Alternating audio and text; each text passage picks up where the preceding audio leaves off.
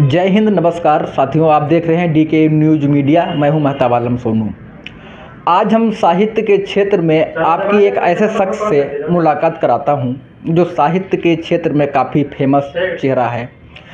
अपने जीवन काल में उन्होंने अब तक सैकड़ों कविताएं, गज़ल, अन्य दीगर चीज़ें लिखी हैं। नाम है, मोहम्मदी से आते हैं गोविंद गुप्ता। काफ़ी पुराने कवि हैं। इन्होंने अभी हाल ही में कई अंतर्राष्ट्रीय मंचों पर भी अपने काव्य पाठ किए हैं। हमारे साथ इस टाइम बातचीत करने के लिए मौजूद हैं अंतर्राष्ट्रीय कवि जनाब गोविंद गुप्ता साहब।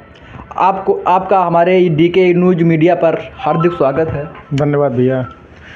गुप्ता जी, अभी तक आपने जो है अपने जीवन में अगर देखा जाए कितने काव्य पाठ किए हैं? काव्य पाठ का तो कोई अभी संख्या तो नहीं पता, असंख्य हो चुके हैं जिनकी कोई गिनती नहीं है। और ज़्यादातर ऑनलाइन है और ऑफलाइन भी काफ़ी जगह जाने का अवसर मिला है। और मूल रूप से मेरी कविताएं समाज से जुड़ी हुई होती हैं, तो जो आजकल का पैटर्न है उस पैटर्न से थोड़ा विपरीत होती हैं, तो लोगों को अच्छा लगता है और उनको समझ में भी आती है उस तरीके की रचनाएं। साहित्य के क्षेत्र में मोहम्मदी से चूँकि मैं अपने आगे मोहम्मदी का अर्थ इसलिए लगाता हूँ कि जिस जन्मभूमि से प्यार है और जहाँ पे जन्म हुआ है, और उस जन्मभूमि को मैं चाहता हूँ कि पूरा विश्व जाने। और उसी के लिए मैंने जहाँ जहाँ भी, चूँकि एक अवसर आया था ऑनलाइन दौर में कि जब हम लोगों ने लगभग 17 से 18 विश्व रिकॉर्ड कार्यक्रमों में हिस्सा लिया और उसमें विश्व के 20-25 से अधिक देशों के लोगों ने सम्मिलित होकर उन रिकॉर्डों को बनाया था। वहाँ पर मुझे अवसर मिला कि मैं अपने नगर का और अपने जनपद का परिचय दे सकूं, और मेरा वो प्रयास सफल रहा। आज सभी लोग मुझे पहले जानते हैं मोहम्मदी के नाम से, बाद में जानते हैं सब लोग। तो ये एक विशेष अचीवमेंट रहा हमारे लिए। जैसे कोई जब रिकॉर्ड बनाता है तो रिकॉर्डधारी के लिए एक उसके अंदर जो है उसकी आत्मा ये कहती है कि हमारा गिनीज बुक में नाम दर्ज हो। क्या आपको ऐसा कभी सौभाग्य प्राप्त हुआ कि आपका जो है गिनीज बुक में नाम दर्ज हुआ है? देखिए, गिनीज बुक का सिस्टम थोड़ा सा अलग है। गिनीज बुक जो प्रैक्टिकल में चीज़ें होती हैं उसको लेकर कार्य करता है। बाकी विश्व की कई ऐसे संस्थाएं हैं, जैसे कि golden book of world records है, कई अन्य वर्ल्ड रिकॉर्ड संस्थाएं हैं जो वर्ल्ड रिकॉर्ड का प्रमाण पत्र देती हैं। तो उन सभी संस्थाओं में लगभग 7 से 8 संस्थाओं के द्वारा हम लोगों को सर्टिफिकेट प्राप्त हुए हैं। और वो सर्टिफिकेट जब देखता हूँ तो गर्व होता है कि इन संस्थाओं के माध्यम से जो सर्टिफिकेट मिला है।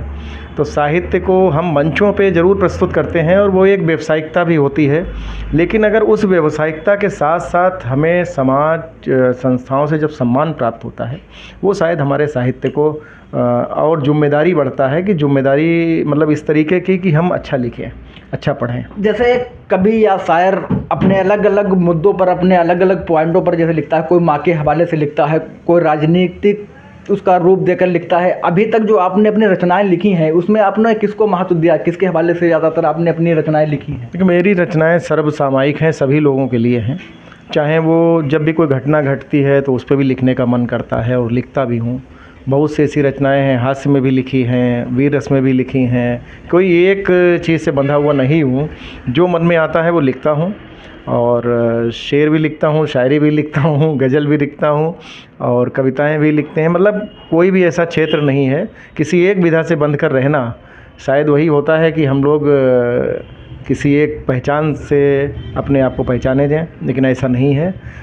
जैसा भी जहाँ पे डिमांड होती है उसके अनुरूप अपने आप को ढालना पड़ता है। तो आपने अपनी रचनाओं के माध्यम से लगभग कितनी मंचों पर जो है अपने काव्य पाठ किए हैं अभी तक? अभी जैसे कि आने वाले समय में अभी 22 तारीख को कानपुर में कार्यक्रम है, उसके बाद उज्जैन में अंतर्राष्ट्रीय एक कार्यक्रम है, वहाँ पर करीब 1 हफ्ते का कार्यक्रम है। हम लोगों को मुख्य कार्यक्रम में स्थान दिया गया है, अंतर्राष्ट्रीय हास्य सम्मेलन है वो। और ठहाका के नाम से यूट्यूब और गूगल पे आप लोग सर्च कर सकते हैं, बहुत बड़ा कार्यक्रम होता है।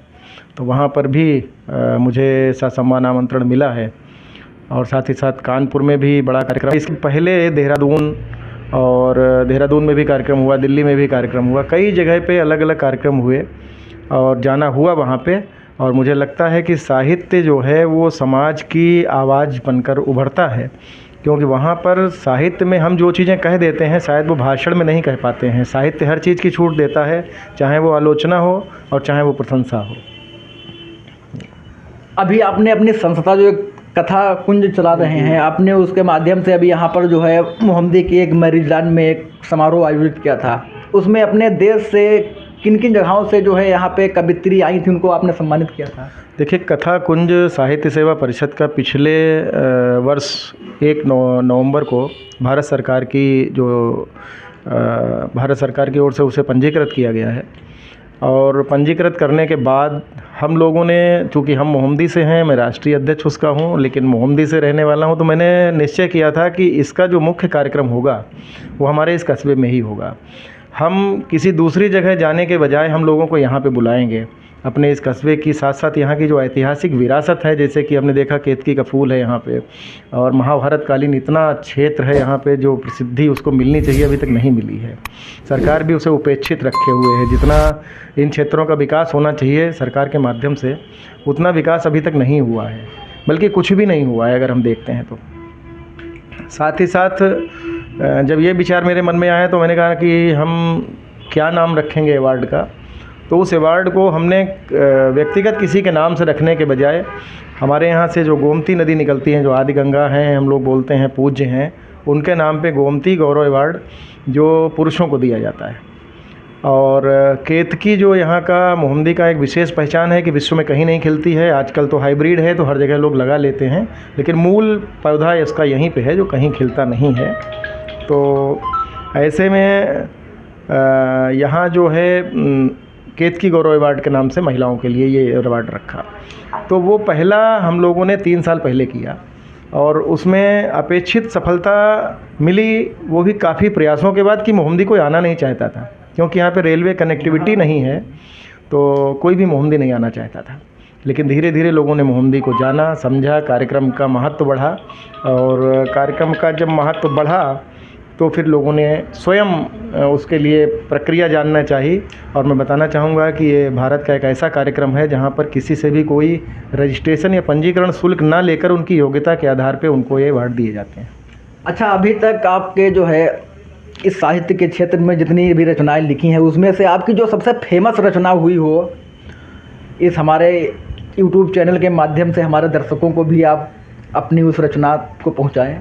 देखिए, रचना तो बहुत सी फेमस हुई हैं, लेकिन मैंने एक रचना आज के युवाओं के लिए लिख के जो लिखी थी वो भी लोगों ने काफ़ी पसंद की थी।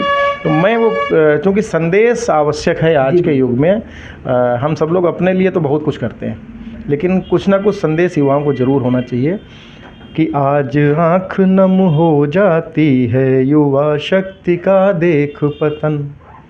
देख रहे होंगे आप कि किस तरीके से युवा भ्रमित है कि आज आँख नम हो जाती है युवा शक्ति का देख पतन। देश के लिए धड़कता था जिसका प्यारा सुंदर सामन, आज आँख नम हो जाती है युवा शक्ति का देख पतन। आज नशे की भेंट चढ़ गया उसका है सुंदर जीवन, आज आँख नम हो जाती है देख युवा शक्ति का देख पतन। और ये हुआ क्यों कि रोजगार की राह देखते अपराधों की ओर बढ़े, रोजगार की राह देखते अपराधों की ओर बढ़े। जिनको चढ़ना पर्वत पर था वह जंगल की ओर चढ़े, वह जंगल की ओर बढ़े। जिनकी शक्ति ख्याति प्राप्त थी अब दुर्बल उनका मन है, आज आँख नम हो जाती है युवा शक्ति का देख पतन। ये सबसे बड़ी चीज़ है कि भारत का जो युवा था, जैसे विवेकानंद जी गए, हर पूरे विश्व की नज़र भारत के युवाओं पर रहती थी। लेकिन आज हम विभिन्न राजनीतिक दलों के नेताओं के पीछे पीछे घूम घूम कर हमने अपनी शक्ति को बर्बाद किया है।